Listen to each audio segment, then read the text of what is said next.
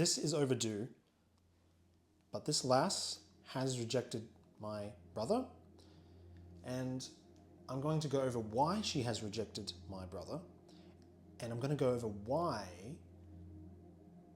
we ended up in this position, and I'm going to go over what we can do to respond. How can we turn this around? How can we flip this upside down?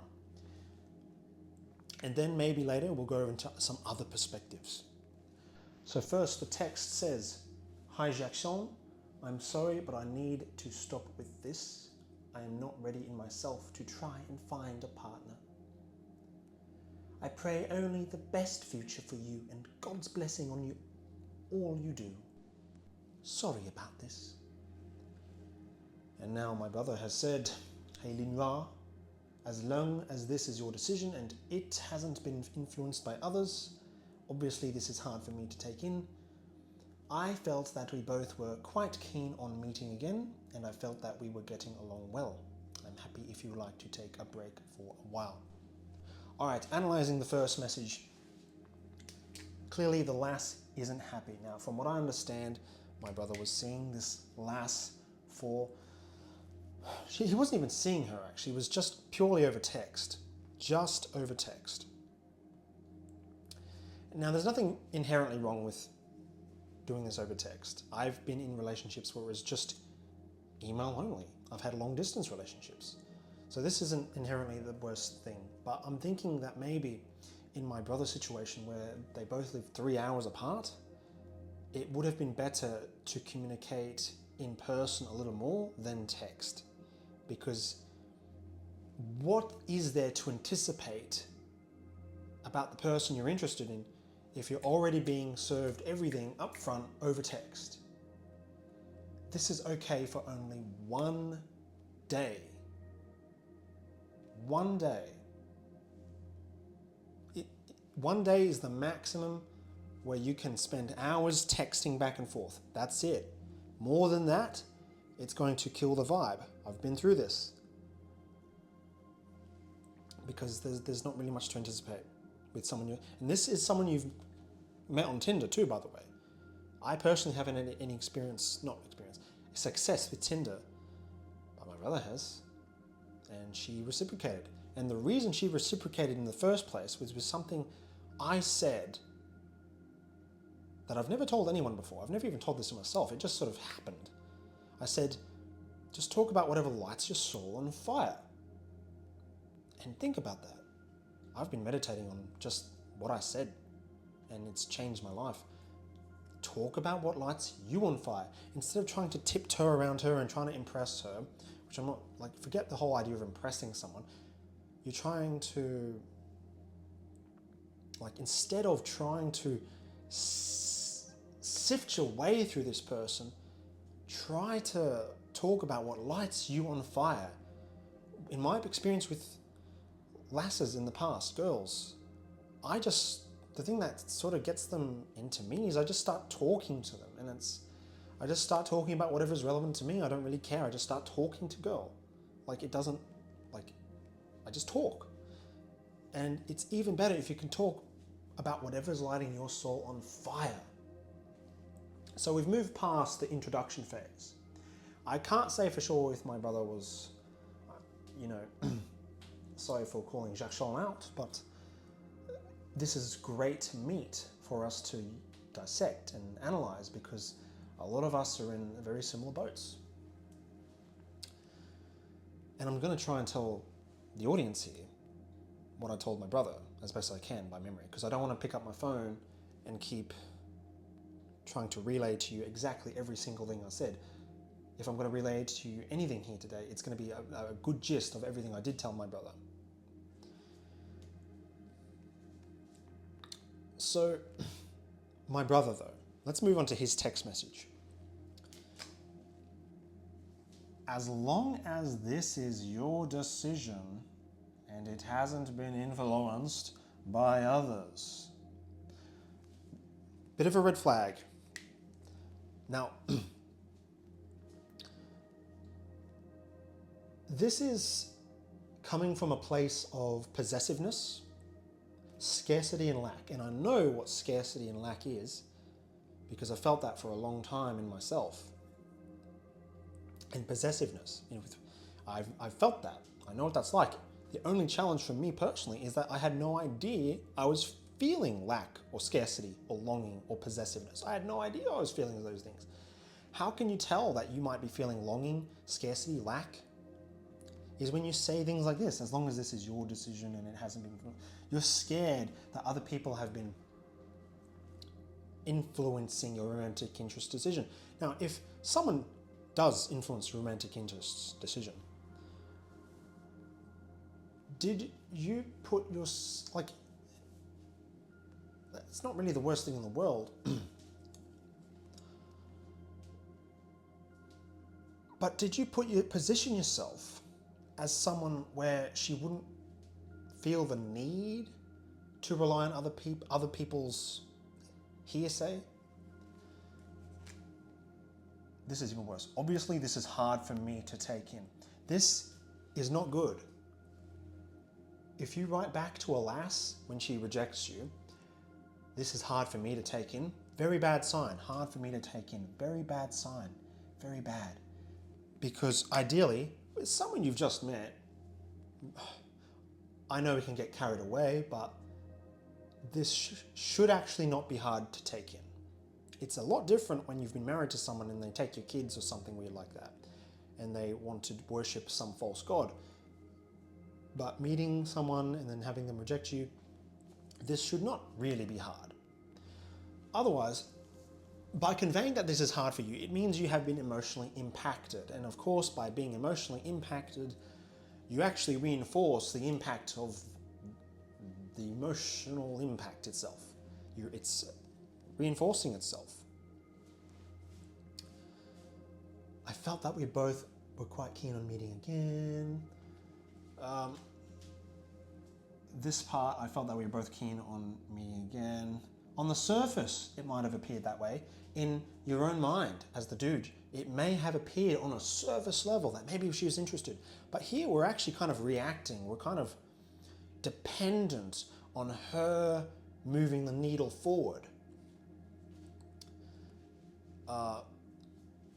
And because we literally put her in the position of moving the needle forward, we were dependent on her to do that.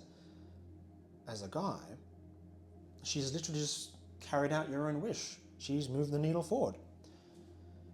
And here's another sign of the possessive, lack, scarcity mindset. I'm happy if you would like to take a break. Because by saying, I'm happy if you can take a break, you're still trying to hold on to this lass. You're still trying to keep hold of what you think is yours. You don't want to feel the brunt of the hurt. Now, what I told my brother to get around this, it's a mess, I need to clean this up. To get around this, I say,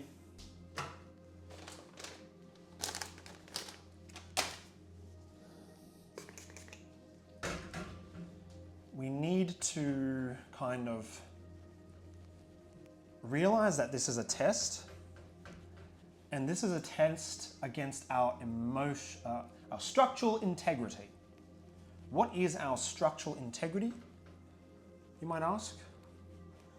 Well, one aspect of structural integrity can be emotional integrity. You might be familiar with this as being the frame, but emotional integrity is just you don't feel butthurt about things.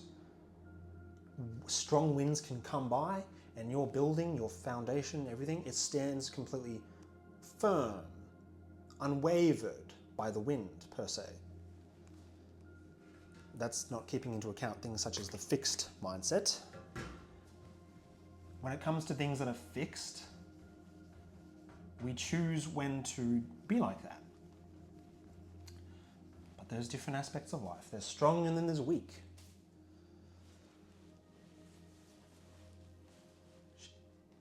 Anything that is provoking you, tantalizing your emotions, this is a test against your structural integrity. And your structural integrity is it's one of the most important factors when moving forward and maintaining a romantic relationship. This goes for all other types of relationships, but I am specializing in the romantic relationship.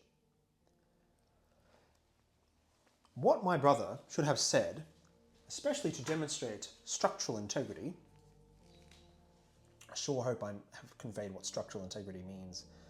I think I need to write it down as a proper bullet point. But what a good thing he should have done, he should have said, thank you for letting me know. Thanks for letting me know. There's probably a more advanced response you could say, like, that must have been, you must have thought this through. I really appreciate that. You can sort of spice it up a little bit. But for now, we won't focus on that. We're just going to keep it really simple. A nice solid thank you for her rejecting you, for letting you know how she was feeling. She didn't want to string you along. Just be thankful for that. And you can convey that. And this is a demonstration of structural integrity. Unfortunately, my brother has failed the test. And you could have said, okay. Now, even if you say these two things, I just kind of noticed this. There's a principle that I've kind of been researching in my own spare time, is that effects can be brought about by at least one cause, but can also stem from multiple causes. But the funny thing as well is that effects, you can actually have a same effect as a result of a completely different cause. So how do I mean? So you can say thank you or okay, thanks for letting me know, etc. But you could be saying this from an emotionally unstable place, and you're only saying that, well, you're probably going to be saying something else, but you're only going to be saying something as an emotionally reactive response, like my brother already did. But if you come from that structurally sound place where your emotional integrity is intact, then you'll bring about this same effect of just saying thank you, okay, maybe nothing really happens. But why you actually say this is very important. You do it to reinforce your own structural integrity. Whereas saying something that my brother originally said, something reactive, something hurt, admission of feeling pain, you don't reinforce your structural integrity, and you admit that it's crap. And it's no wonder why this lass has really decided to leave in the first place, because here you might think that she's a bitch or something. You might think that she's a horrible woman who just left my brother in the dark or whatever. But it's this unsound structural integrity that caused her to feel repelled from the get-go, before she even said it.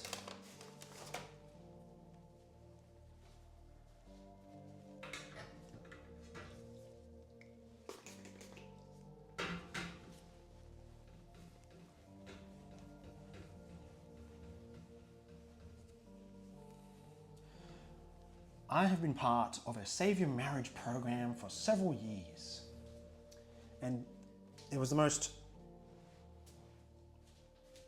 mentally damning experience in itself. But ever since coming across and learning all about Neville Goddard from the 1950s and 60s, that whole Save Your Marriage program, coaching program, and all that sort of stuff makes way more sense than it ever did in itself. And the reason I bring Neville Goddard up is because he is the guy who talks about consciousness being the cause of manifestation. Consciousness. If you're a dude and you think manifestation is this really girly thing that you write in a diary and you just wish upon a star, that's not necessarily the case, because we're all manifesting. My dad is a great manifester. He might not necessarily realize it yet. I think everyone tends to manifest things very naturally in their own way. Some people more so than others, but we are all doing this. Consciousness equals manifestation.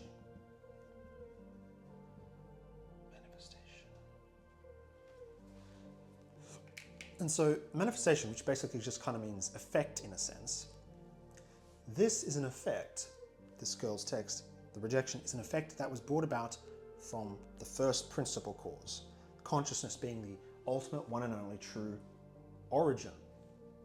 So what is the origin, the cause of this consciousness? My brother didn't feel that he was worthy of love. And she carried out his will. She told him, she reflected back to him exactly what he wanted. Now on a date, my brother did tell me that they went on one date and unfortunately he didn't flirt with her, which I'm just a little embarrassed about, because if you're going to go on a date with a lass, you've got to flirt with her and then pull back and then maybe flirt a little bit more later down the track. You flirt, then pull back. You flirt, then pull back. That's how that works. I have done this. You don't go on a date and say Happy Valentine's Day and you don't arouse some type of sexual interest, because that's the whole point of being on a date at all. It's to determine if you're happy to be in a sexual relationship with this person. Unless you're interested in some other dynamic, but for me, I think the sexual stuff, it's kind of yes and no. It's like it's there in the background, that's the main factor. And so that's taking care of itself in a sense. Your job is to just make sure it's stimulated a little bit, just a little bit. It's like salt. When you're having a meal, food tastes really yucky without any salt. If you have too much salt, like let's say creeps who just, they have salt way too much. It's excessive. It's deterring. So sexual arousal has to be like a little bit of salt in the flirtation mix and the dating. Now anyway, my brother, he didn't feel that he was worthy of love. He's telling himself stories and things like this that reinforce that belief. Now, there's a part of himself where he sees himself with some other romantic interest. He may have had experiences with other ladies in the past, but so far, the pattern is they're all rejecting him so far. Not until he can change the root cause, his state of consciousness. In my years of studying and consuming relationship and dating advice and learning about manifestation, this is your one and only problem. The girl rejecting you is not the problem. The only thing that you need to matter about is focusing on your state of consciousness, because if you can change your state of consciousness, you change the manifestation automatically. What a lot of dating coaches and relationship coaches do, some maybe more so than others, is that we're kind of reinforcing our idea that things outside of us have control, that the manifestation is what caused our consciousness. People think that the girl who rejected us is what caused us to feel like shit. But it is actually us feeling like shit before it even happened that caused her to reject us in the first place. If we focus on our state of consciousness, you can do this at any time, at any age, it doesn't really matter. You focus on your state of consciousness, the rest automatically resolves itself as a result of being a natural side effect of your state of consciousness.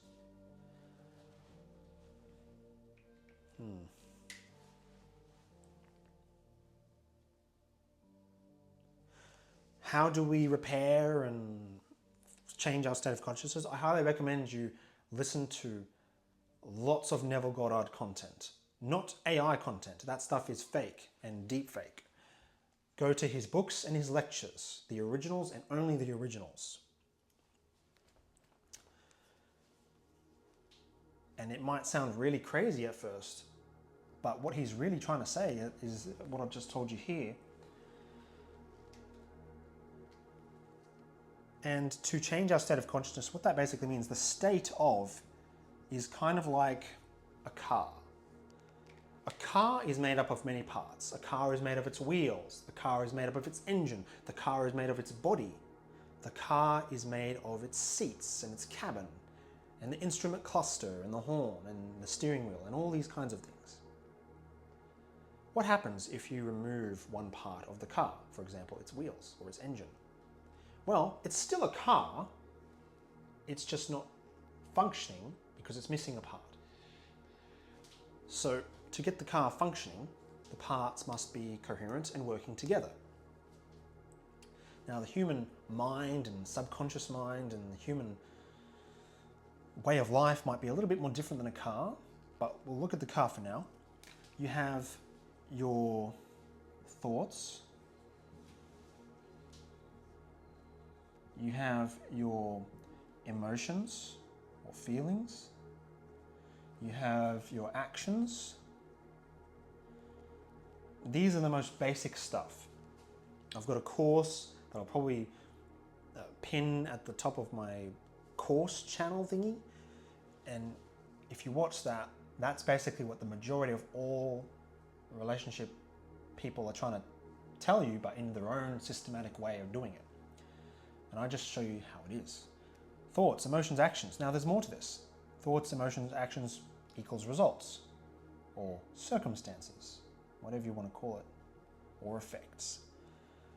If you've read the book by Rhonda Byrne called The Secret, you might think that thoughts are the origin of reality when it comes to manifestation. And it's kind of true, but also not at the same time, because it is true. John 1:3, the way I like to say this is that no building was ever constructed that first preceded thought. That is manifestation in a nutshell. And so it is true that the thought preceded the action per se. But what's also true is that these things kind of coexist simultaneously at the same time. There's something else behind the thoughts per se. There's actually what you would call paradigms, or what would you call them? Paradigms, beliefs. But what really are beliefs and paradigms? Well, what it actually is a story. S-T-O-R-Y. Story. That's what they really are, paradigm. And it's just a bit like a story that's saying, cause X happens, so effect Y must happen, therefore Z. And that's a story. And there's different types of stories, but the most impactful ones are the way you see yourself, self-concept, the way you see another person, so another party, and there's also the environment. But for now, we won't focus on the environment. We're just going to focus on the way you see yourself and how you see another person. But behind the story, the narrative, there's the consciousness itself. You are a conscious entity occupying a human fleshly vessel. Now, you can't necessarily change consciousness itself, because consciousness itself is this sort of undying entity thing. But what it does is it attaches itself to an identity. An identity sort of being a bit like a story. So you have an identity where you see yourself as maybe a knight in shining armor. But the problem is, in this story, the knight is always the person who gets beat down. And he's always the one who suffers. And he has to go through trial and error. And he sees himself like this.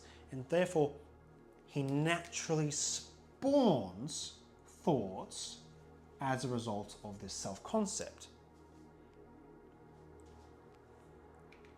So even though, yes, thoughts kind of do bring into fruition tangible things, it's also what is causing the thoughts to spawn at all that's even more damning.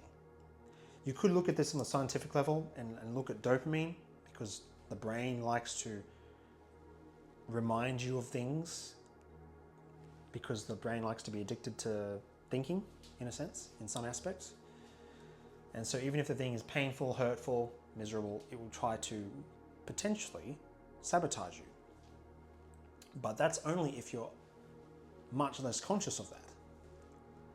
If you're so immersed in your own suffering, if you're so immersed in other people, blaming other people especially, if that feels addicting, then the brain is going to reinforce that with more addiction, more dopamine, more anticipation. That's where the dopamine really comes from, because it really anticipates that feeling.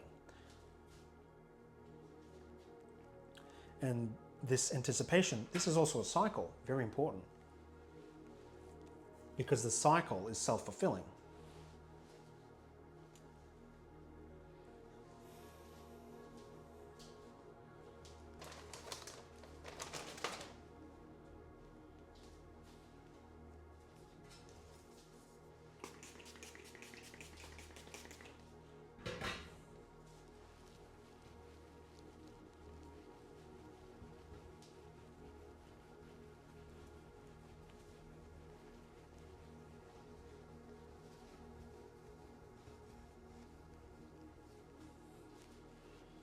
What you want to be is, you want to be like Daniel in the lion's den, and you want to turn your attention away from the lions.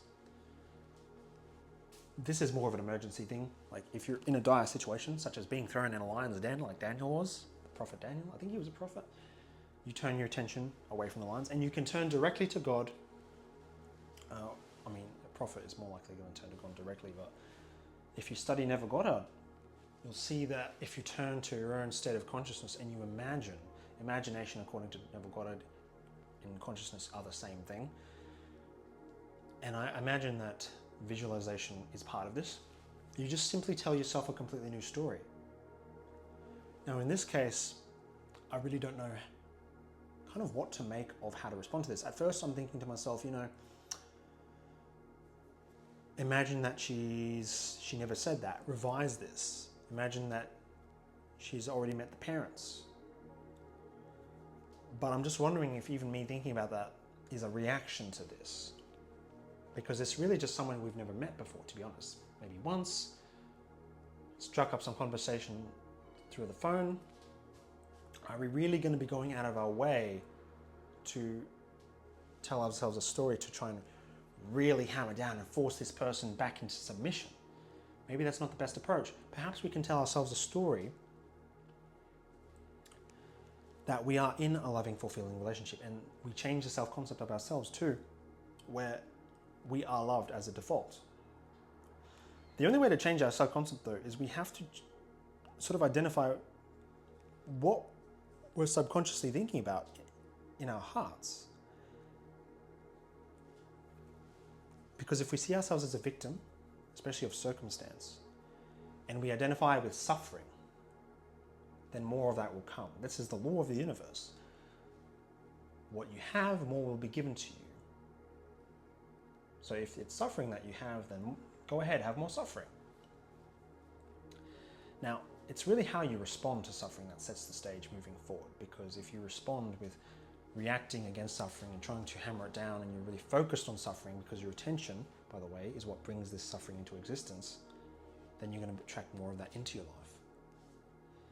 So we kind of have to address it, but also not make a big deal out of it. We just put it to the side, dust it off our shoulders, and we carry on. We move on from that very quickly. It's okay to feel a little sting. It's okay to feel a little rejection, but we move on from that very quickly, because if we choose to remain in this, it's going to disproportionately become a lot worse for us. And this is what my brother did. It did become disproportionately worse for him, because he was meditating on this and he was writing these poetries that he was posting on Facebook. And I don't know if I should even share those, because they were so long and they were so grey. He was like, oh, my friends and such, I've got a grey heart. And it's like,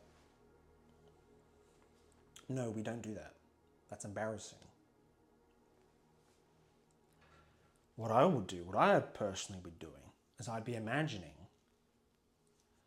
imagining myself already with a person who loves me because I am love itself. I'm love exactly because of who I am. It's the reason I exactly am loved. I am love itself. I am safety.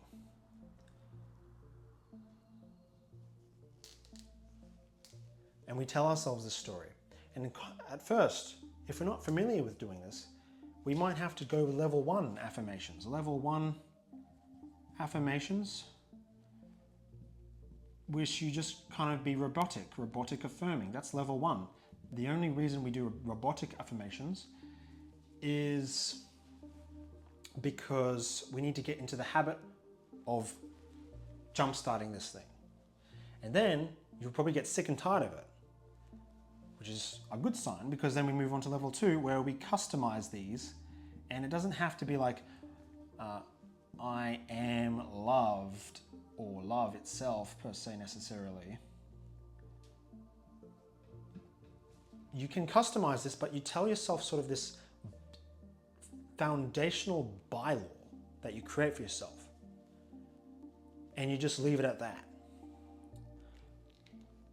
If you're praying to God, you might be able to come up with these. Prayer is the same thing. God doesn't like prayer where you say the same thing over and over again. He really likes the personal prayer, the heart conversations.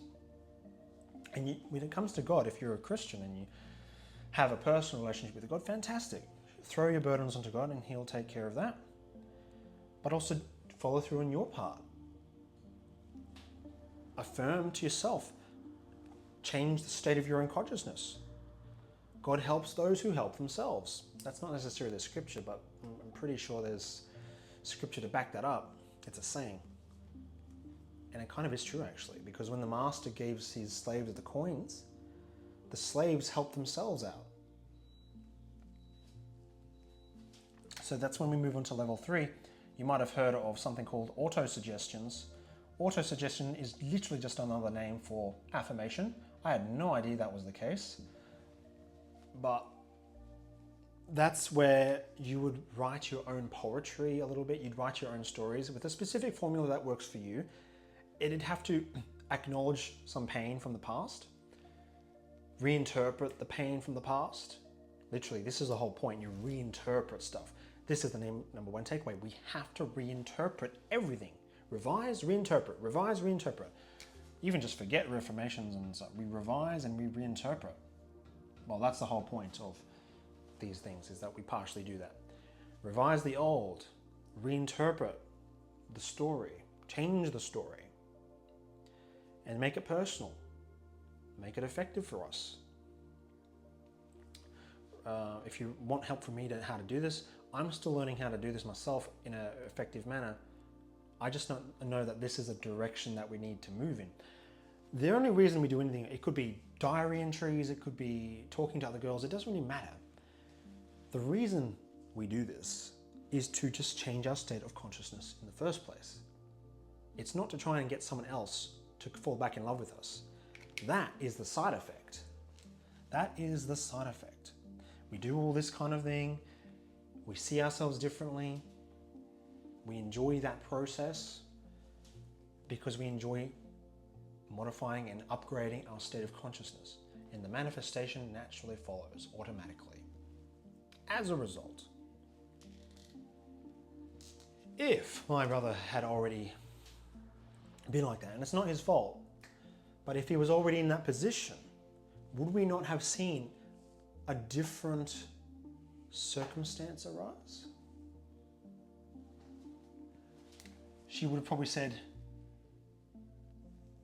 hey, I need to see you again. I'm ready to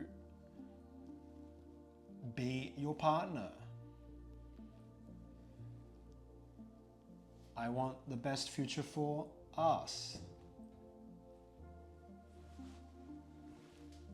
Sorry, not sorry. Sorry, not sorry. Think back to your own life experience where things like this have happened to you naturally as a result of not even thinking about it too much. Other dating coaches and relationship coaches, they might say something like, you know, being the Chad or the alpha is the man that the ladies want to go for. And there are some factors to consider in these scenarios that may ring true. But the only reason this person is actually alpha or Chad or attracting women, etc. in the first place is because he very likely holds a story or a self-conception of himself where he is attractive. He sees himself as the bomb. He sees himself as attractive. And naturally, the cards just fall into place as a result of him telling himself this story. And he doesn't consciously go out of his own way to do it. It's just a natural autopilot that plays on repeat every single day. And that's how we're going to try and change the situation. We can't suddenly grasp onto this lass and make her change her mind. We have to change our mind before the effect even brings itself into fruition. So this is what we're going to be doing. We're going to be planting new seeds and we're going to be growing new trees. Whether the tree is the same or the tree is completely different, doesn't really matter. We're going to try and have that abundance mindset. And whatever the hell is opposite of lack and scarcity. And we're going to use those mindsets to reinforce and recreate and upgrade our state of consciousness. I hope that helps you. If you would like to subscribe to the channel, please feel free to do so. If you need one-on-one help with me, then feel free to reach out to me as well, because I am open for that type of thing. One-on-ones. I don't do group stuff. Thank you very much.